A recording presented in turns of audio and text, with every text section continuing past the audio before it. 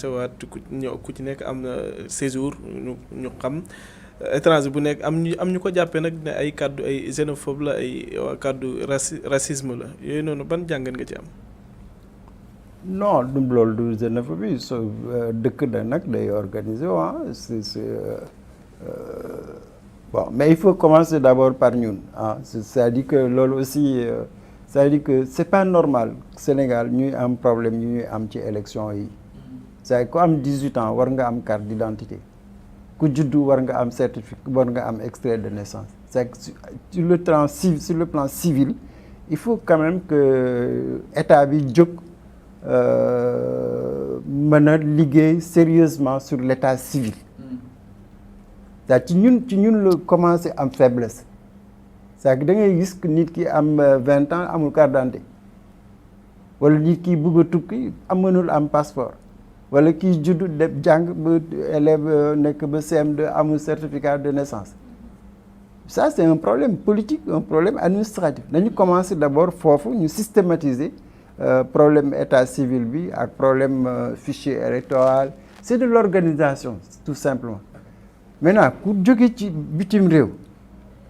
mais même su dee benn jour nga nar a fanaan ci Sénégal mais dañ la war a xam dañu war a xam yow fii nga jóge fii nga dal lii moo tax nga ñëw dans tous les pays c'est comme ça que ça fonctionne maintenant loolu amul dara lu ci nekk xénophobie bi def naa nañu xool aussi la réalité c'est-à-dire que ñun ñëpp xam nañ que y a Sénégal dafa ubbeeku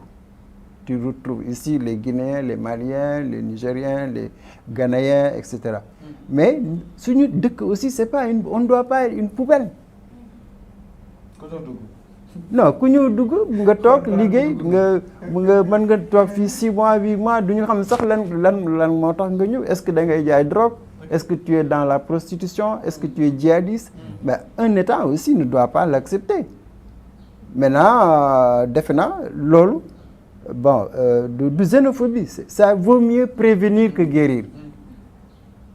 gis nga ñun en tant que entre nous Sénégalais sax nous on ne peut pas être raciste les Sénégalais c'est que suñu culture suñu histoire sax ne nous permet pas d'être raciste vis-à-vis des autres Africains suñu histoire bopp donc ça veut dire que bon c'est une question très sérieuse et état bi par exemple Sonko ak Diomaye les nouveaux gouvernants là mais nañ ci bàyyi xel c'est-à-dire que si tu veux par exemple ñi nga xam ne ay Guinéens ay Maliens ay Nigériens ñu ngi ci Sénégal mais il faut qu'on arrive à les intégrer dans notre société c'est-à-dire lu ñu daal Europe xam lu ñu daal Europe c'est que français yi ñoom dañu defee ni ñun dañu ñëw pour dem c'est comme ça qu'ils pensaient les Noirs c'est que dañu ñëw liggéey xëy ñibbi mais actuellement on est multiculturel da ngay gis Sénégalais ben il est français doomam français la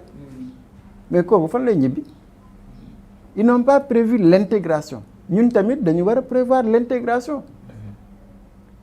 que ñu tu vois bien que soo xoolee même le PASTEF j'ai vu ça il y a 2 ou 3 ans il y avait beaucoup d'élèves étudiants guinéens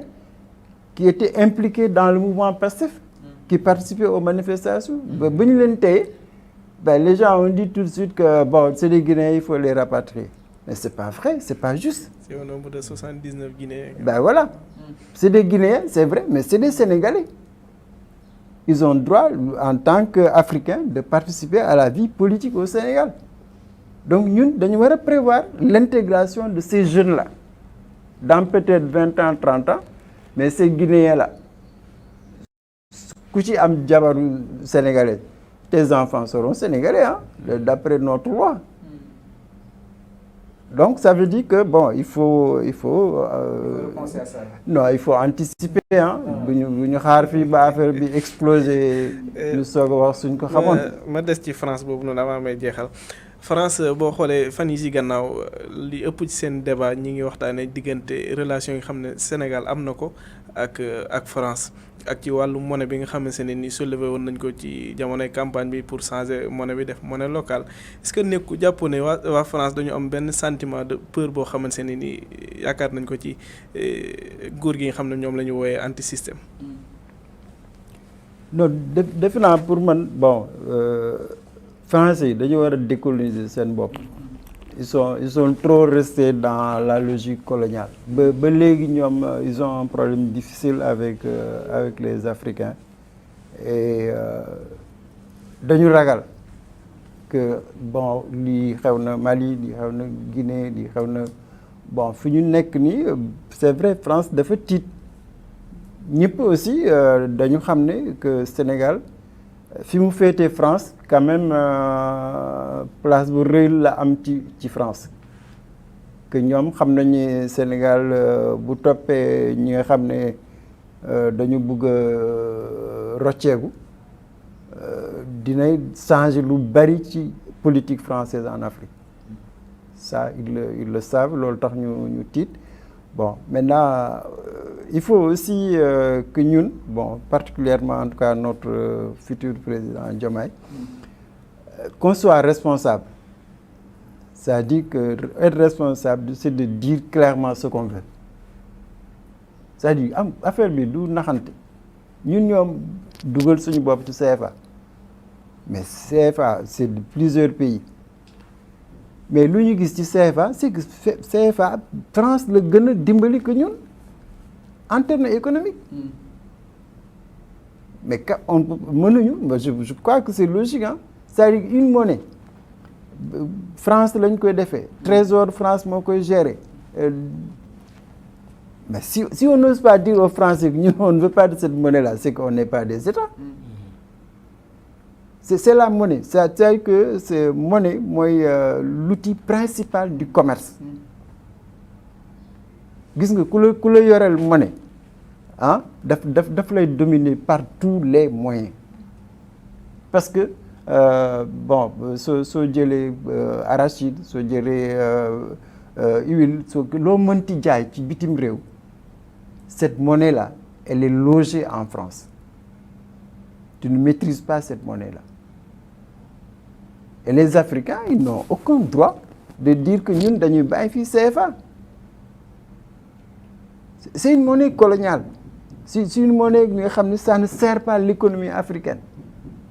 mais ñun on est pour une monnaie africaine l'éco par exemple on cherche l'éco il faut que Sénégal Diomaye mu xeex ba ñu am une monnaie africaine mais deuxièmement il faut que mu xeex pour mu am une intégration de l'économie africaine mais loolu defe naa ku bëgg a tere Ousmane Sonko wax loolu moom da ngay sonn ku bëgg a tere Diomaye wax loolu da ngay sonn le Sénégal s'inscrit dans ce projet-là c'est une monnaie africaine une intégration africaine et troisième aspect c'est de renégocier tous les contrats muy la pêche muy le gaz muy le pétrole muy l'or mais le Sénégal ne peut pas accepter que nga ay yore loolu yëpp te mu ngi lay indi la quoi un peu moins de 800 milliards de francs CFA lu ñu coow fi pétrole gaz yi c'est moins de 800 milliards mais boo ko comparé ak diaspora Sénégal dina dugal plus de 1500 milliards par an donc pétrole bi li muy indi motul sa xaaj apport diaspora bi mais ñoom Sonko ñoom Diomaye quand même ils sont intelligents jëluñu nguur pour jël nguur dañ jël nguur comme ils l'ont dit dañ jël nguur pour la rupture donc je pense que pour man nañu gëm li ñu gëm mais toog waxtaan ak France affaire bi du comme ni ma la ko waxee du doole. il faut mu doon gagnant-gagnant. gagnant-gagnant c'est de l'intelligence. Le Sénégal d'abord mais le Sénégal d'abord. L'Afrique d'abord. Okay. Pas le Sénégal d'abord parce que ñun rek on ne va pas s'en sortir. Mais suñu leen waxee l'Afrique d'abord on est l'Afrique est d'abord man ah. alors allez-y par rapport ak programme MRDS moom la Pastef peut-être nuroo nañu exactement France ak Sénégal. waaw France ak Sénégal comme ni ko doyen waxee rek xam nga tey dañoo nekk ci benn mondialisation boo xam ne il faut que nit ñu comprendre que ni état yi nekkatuñu léegi ay état colonisé léegi état yi ay nawle lañ yow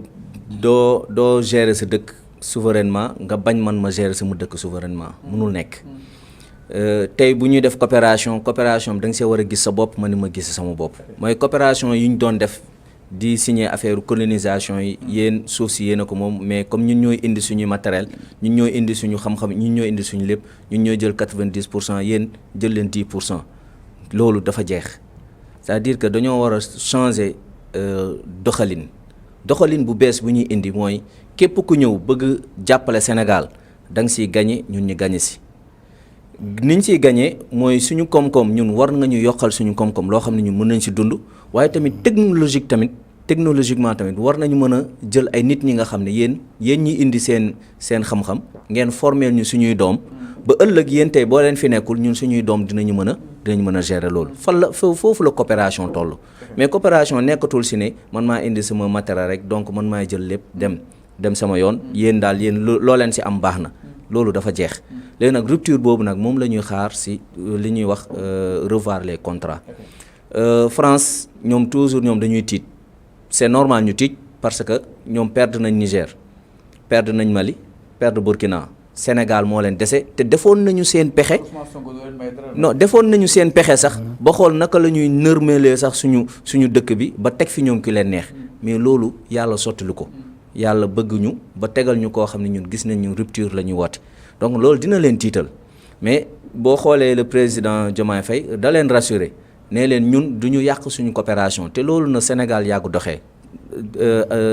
doyen wax na ko sànq si Senghor mooy Senghor dafa am benn image bu mu defar Sénégal loolu dañ ko koy santé mooy tey sénégalais yow mii tey boo demoon tey si benn dëkk si sous région bi fii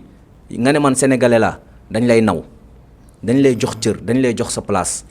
loolu ku ko kan moo ko liggéey mooy suñu président Senghor moom moo ko liggéey ba Sénégal fépp fu mu mënta nekk rek dañ koy yëkkati tey Sénégal rek la ñuy jël ci pays africains yi ne ko demal nga bokk ci conseil de sécurité de l'ONU lu tax c'est parce que am na degré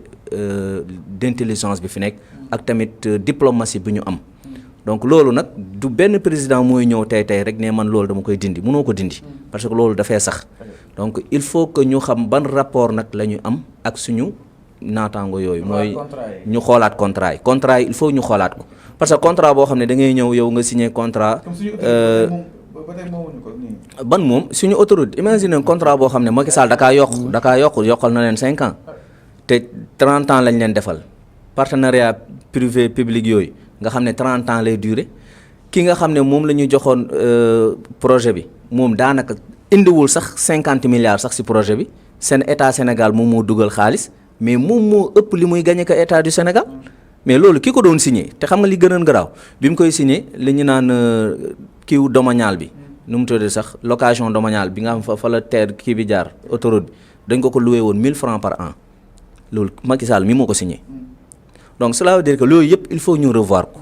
contrat minier yi il faut ñu revoir ko lépp lu fi contrat boo xam ne sénégalais du si gis boppam rek loolu dañ ko war a xoolaat waxuñu nag ñi dañuy arrêter contrat yi complètement mais dinañ def ba contrat bi au moins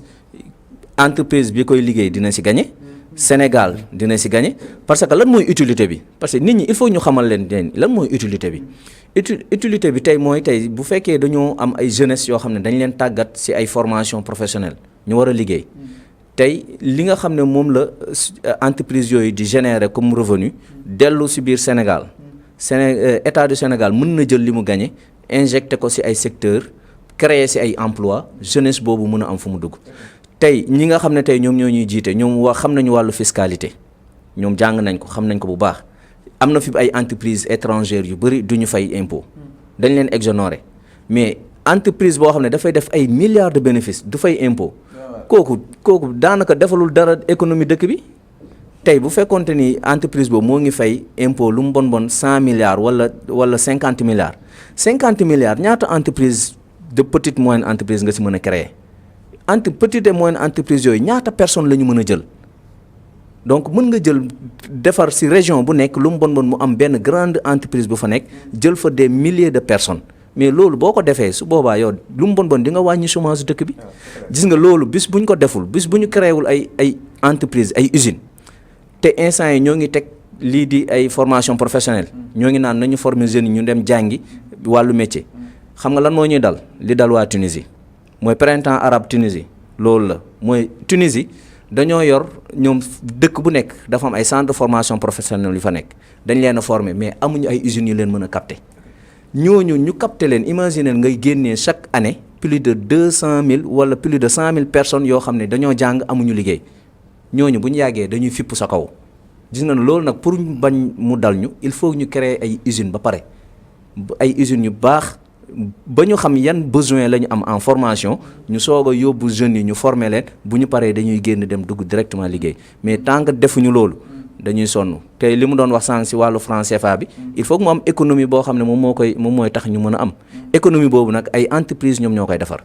entreprise yooyu bu fi sampuwul doo mën a am li nga xam moom mooy changement bi nga bëgg te monnaie moom képp ku la ko gérer moom moo gérer presque sa dund te il faut ñu changer loolu. et puis sur la question de la monnaie gis nga lu ci gën a doy waar c'est-à-dire que soo xoolee Sénégal entreprise française nu ñu bëree ñoom ñoo yore suñu koom bon mais comme ñun CFA c'est entre les pays africains mënoo imaginer xaalis buy jóge fii ci seen bitim réew chaque année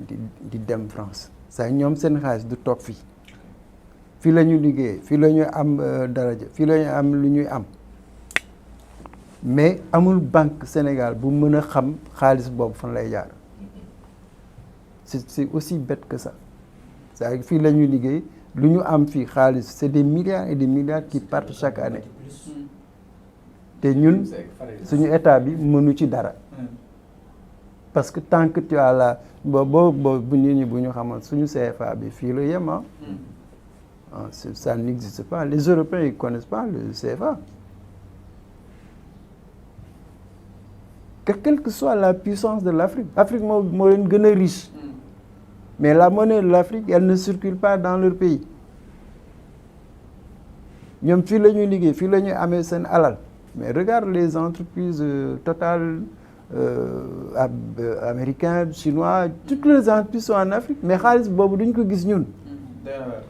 bah est-ce qu'on peut accepter ça éternellement on ne doit pas accepter ça. Alors sama dernière question c'est en rapport avec la formation du nouveau gouvernement selon doyen Laye selon lui ñaata ministre lañ war a mën a